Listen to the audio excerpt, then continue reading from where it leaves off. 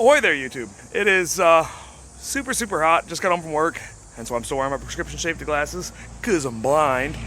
And well, it kind of dawned on me that very few amount of days from now, I am leaving on like a roughly 4,000 mile-ish road trip with my Tercel, and I haven't even hardly driven it in the past like month. So I really got to get working on it. There's a bunch of stuff I got to do before I get ready for this trip because it's going to be a lot of driving. I'm going to be going up north and out east and west and south and west and south and east and I don't know, all over the place.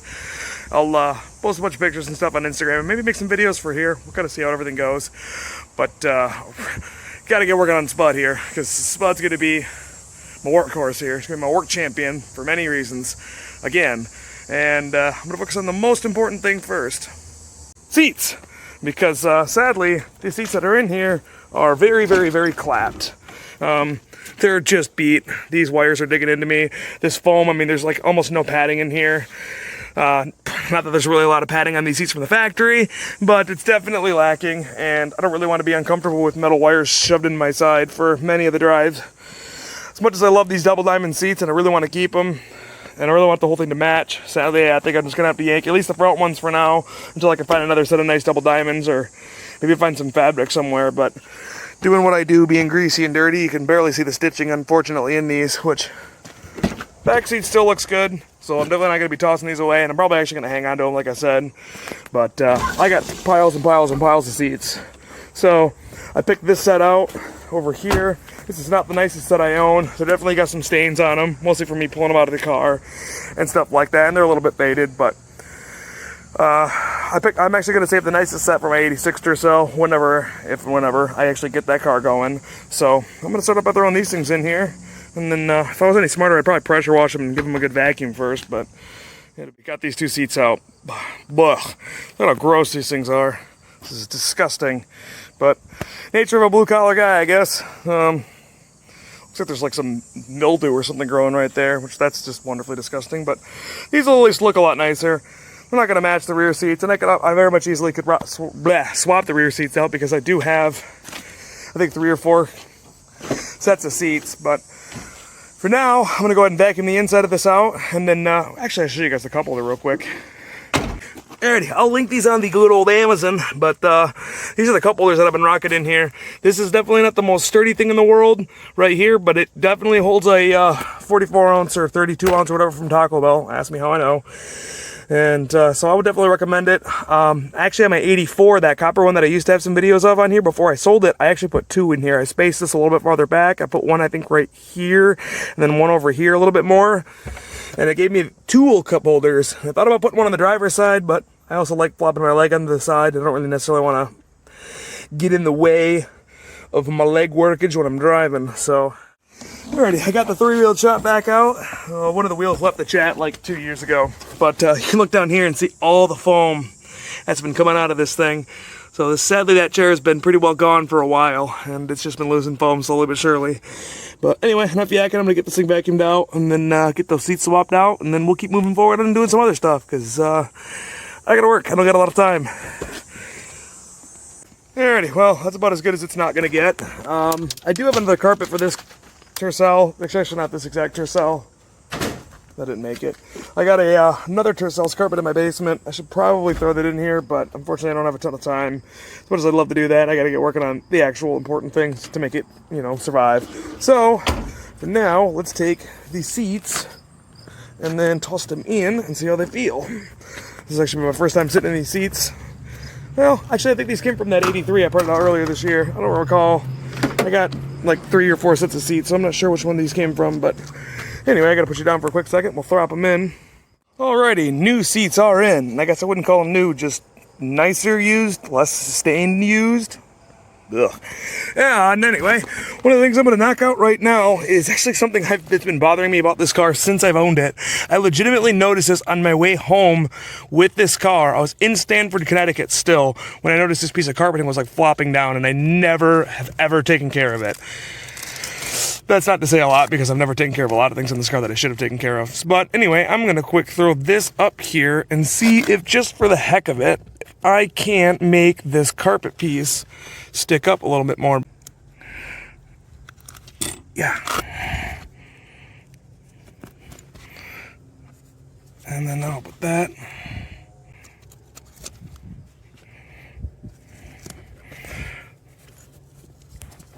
All right, will that fit?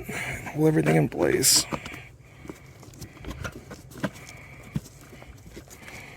Oi, crikey, mate, good as new. Not really, but it'll do the job. Yeah, I think that's gonna work. Sweet, mission accomplished. I did a thing, and thing has been completed. I successfully did something. Yes. All right, another thing I want to take care of is I always have a little bit of heat blowing out of these vents, and it doesn't quite ever want to go to max from one to the other. And the reason being is that I think the cable behind here is a little bit sticky. So I've actually never done this before, never dealt with this, even though I should have, probably when I first got the car. But I'm going to try to lube up this cable back here because there's a little thing on the firewall. If you guys are familiar with these cars, you're probably aware of what I'm talking about. One-handed stuff. This cable right here that opens up this valve. So when I pop this off of this valve, we can get there, which we'll get there, I promise. 1 second. Alrighty, sorry about that. I had to go get the flathead pry bar out. It's a Craftsman variety. So I think that's what that was. Nope, it's Master Mechanic. Yeah, that's me. Alrighty, so this right here, this cable is a little bit sticky and doesn't like moving. Neither does this valve right here. So I'm gonna spray everything down with some wee bits of Croil. This stuff is like God's gift in a can. This is the best penetrating oil that I've ever used. It's stupid expensive for what it is, but it is amazing. And I'm going to pop this thing out of here, which maybe I'll have to go get the flathead. There we go. Just kidding, I just gotta use some muscles. And I got tons of that. And I'm going to take this and see if I can't maybe negotiate it up somewhere over here with a zip tie or 3 maybe. And then try to spray some penetrating oil in here and see if I can get some to run down this line. And think maybe that will, there we go. That'll free up some of the dirt. You can see there's some dirt and debris and stuff at the very end there. So I'm gonna do this, kind of let it soak for a while, let that run down for a hot minute, and I'll start working the cable inside of there. But while we're doing that, that's starting to soak and doing its business, let's crawl underneath here, get these air shocks pumped up.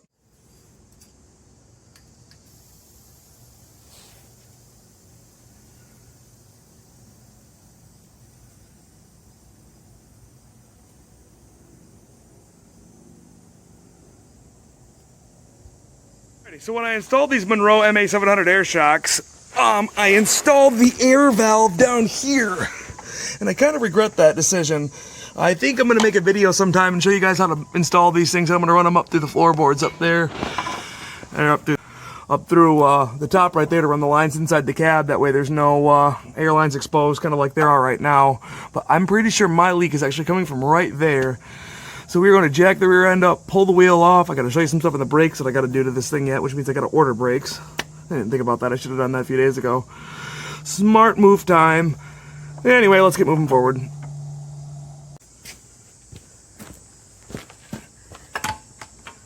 That's a 21. Oh!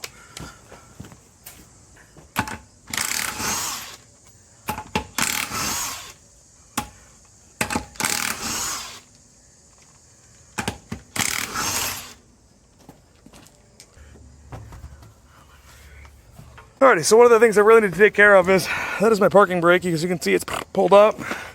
And over here, it ain't doing nothing. And that is because, let's see if I can't pop you off. Alrighty, so the reason that is because these are not too bad, but this drum is trash. So I backed the spring off here, this little adjuster wheel, to where I wasn't in contact anymore because it was making some terrible noises. I don't think I have any brakes in my part stash. We can go ahead and see if I can't detect an air leak right here. I'm pretty sure this is where it's been bubbling. See if we can see anything. Yep, look at that. Slowly but surely. It's not much of a leak, but it's enough to leak it out. After about a month, I'm down to the ground. So, well, let's go pull this off and see if we can't find something to fix. So basically how these things work is there's a little O-ring inside of this cap, and I see that this line is crimped right here, so I'm thinking that might be the cause as to what's going on with it. Unfortunately, these threads are pretty dirty. I might just replace these. They've been good the last couple of years, and I'm not easy on this car with dirt roads and everything like that. So, I might do an installation video on how to put these things in if you guys are interested in something like that. Leave me a word spot note, and then I will consider doing it. But for now, I gotta find my cutters. I'm laying on them somewhere. Well, after 10 minutes of looking, you might have even noticed in the video, they were literally right here. So that's nice. Oops. Alrighty, let's go ahead and just snip them right about there. Now, I'll cover up that with my hand and snip this back up here and hope for the best. Alrighty, the soapy water bottle's about empty, but... Yep, that's worse. That's worse. Alright, maybe I can snug it up a little bit more.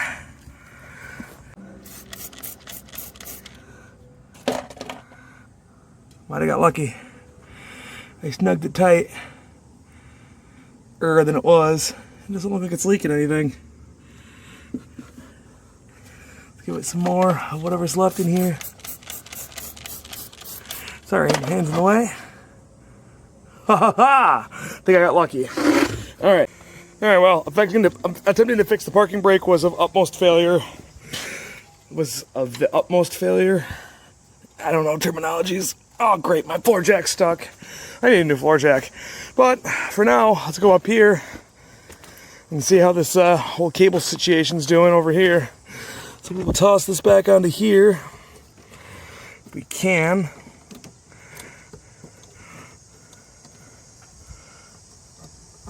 Alrighty. And now, let's clamp that back in, and I'll hop in here and see how this thing moves. If this cable moves a little bit more freely or not. Oh yeah, look at that. All the way to cold, all the way to warm. Cold to warm. Worth it. Worth it. Okay, well, it is like 91 degrees still with 80-some% humidity. So I'm gonna wrap it up here for the night.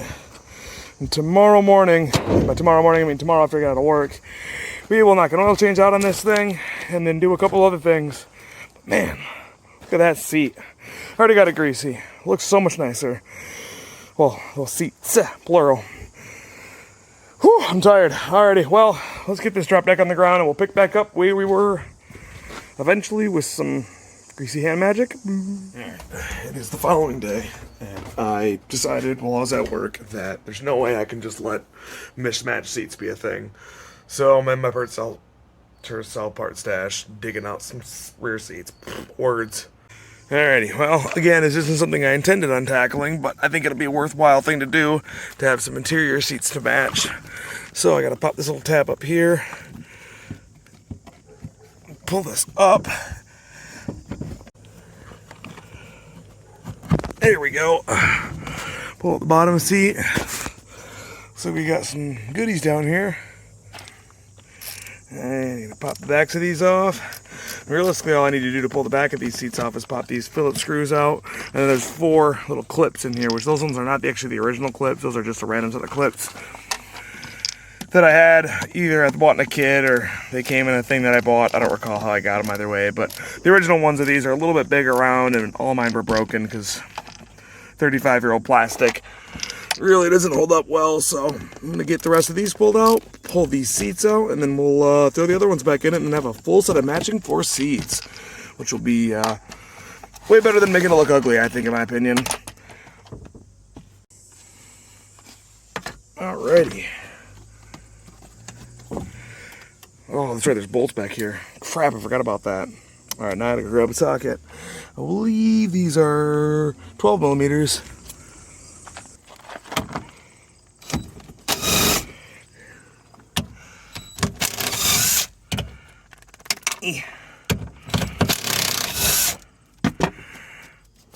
Oh. Put that up there. Put that up there. And now she's out.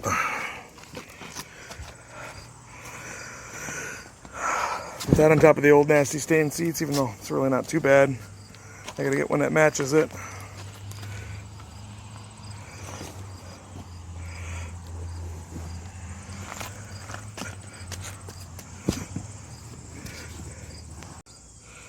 will be the matching side. Man, I really should have vacuumed these things off, but they look nice enough.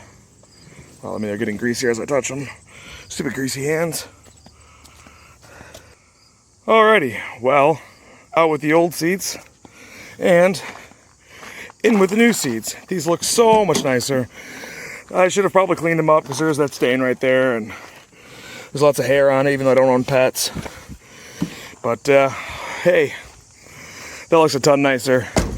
Way better than the old dirty seats that were in it, that's for sure. Doesn't match the door panels at all, but I got plenty of door panels and stuff to blend the interior together if I really wanted to go crazy. But again, that kind of stuff should be taken care of before I start doing anything like that. So, alrighty, it is.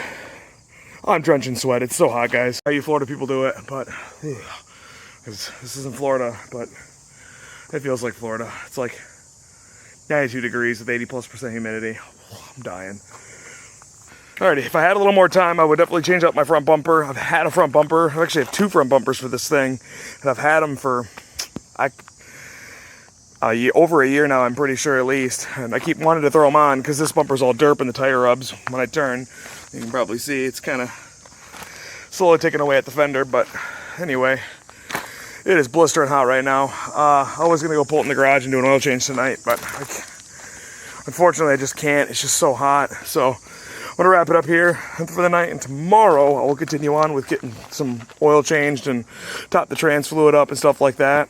Alrighty, got Spud jacked up and in the garage right here, and I think I'm just going to knock out a couple quick easy things that I've been meaning to do, but I've been putting off for the longest time. One of those being possibly the rack and pinion bushings. I'm definitely going to knock out an oil change, maybe throw a fuel filter on it. I don't remember the last time I threw a fuel filter on it because I haven't been doing the best job of keeping a log of those types of things. And then I'm finally going to knock out this transmission mount. This was made for me over a year ago. Sadly, the 4-wheel drive transmission mounts are no longer available from Toyota or any aftermarket at all. So this is a 2-wheel drive mount that has the ear from a 4-wheel drive cut and welded on it. The guy that did this for me claimed that he put it in a block of water and froze the whole thing. That way it wouldn't disturb the rubber over here, and then cut it and welded it and then painted it all up. So I don't know the exact process exactly, but that's what he told me he did, and you can see it kind of kept the rubber really nice. So yeah, I had this made actually last year before the last meet and greet, and then well, I just haven't had time to throw it on here. And then these are the rack and pinions bushings I got.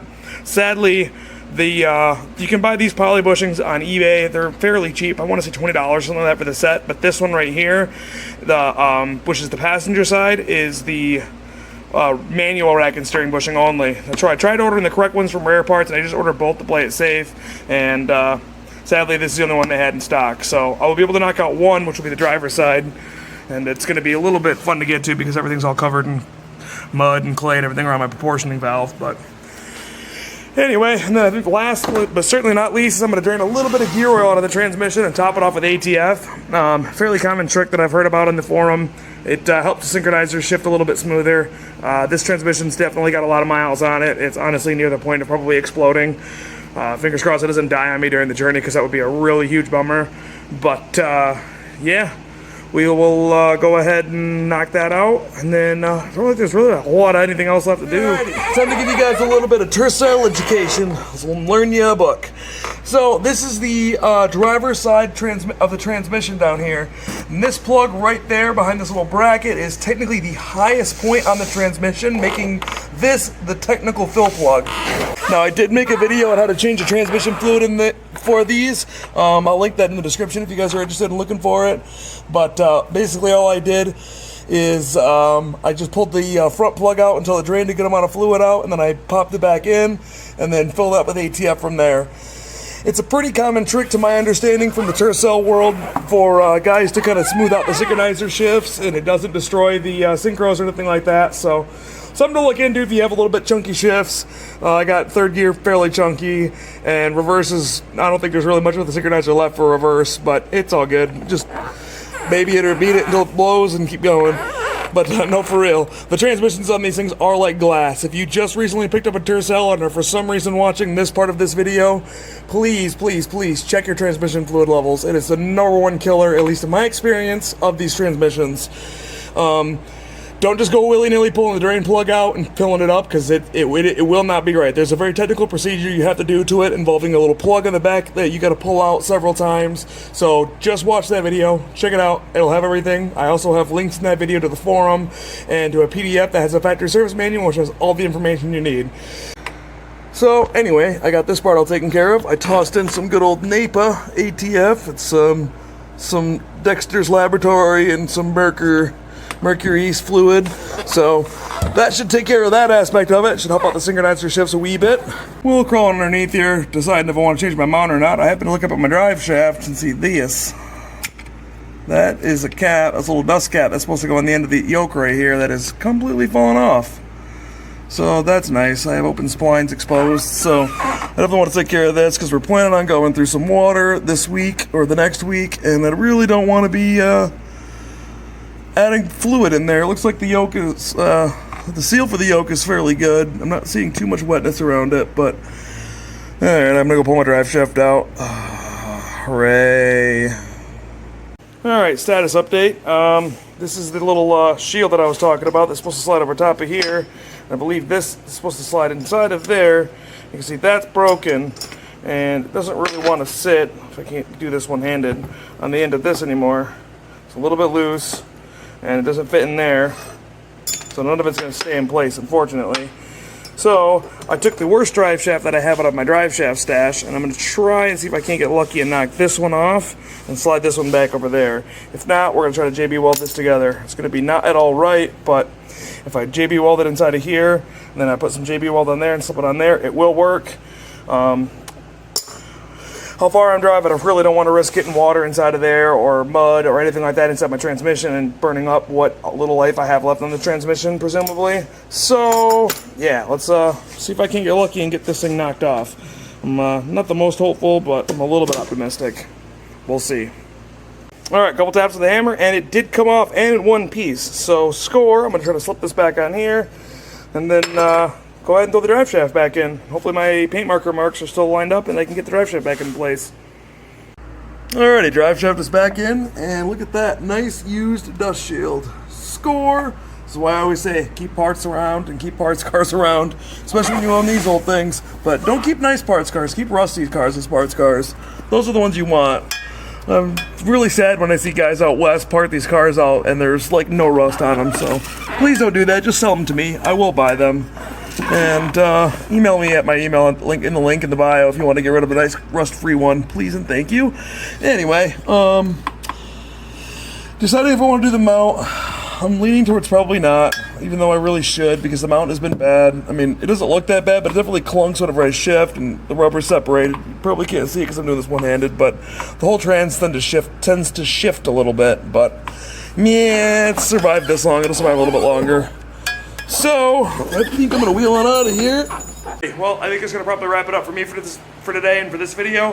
There's a lot of stuff I would have loved to have gotten done, but I think this will be a pretty good start to getting a road trip ready. So, I'm going to check tire pressures and do a couple of odds and ends before I hit the road. But for the most part, I got everything mostly done that I wanted to get done. I got like a quarter of it. But keep your eye out. I should have some cool videos of some Tercel related stuff coming up here pretty soon. I'm pretty stoked about it. So we'll see what happens. Thanks for watching, guys. Really appreciate it. And hopefully I'll see you in the next one. Thanks a ton. Have a good one.